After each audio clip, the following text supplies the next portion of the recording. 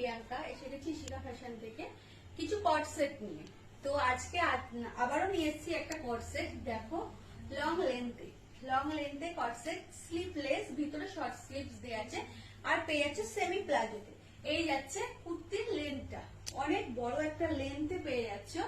আর সামনের দিকে পুরো শো বোতাম দিয়ে কাজ করা আছে। কলারটা আছে শার্ট কলারে, কলার যাচ্ছে শার্ট কলারটে। কালার পেয়ে যাচ্ছে 4টে কালার।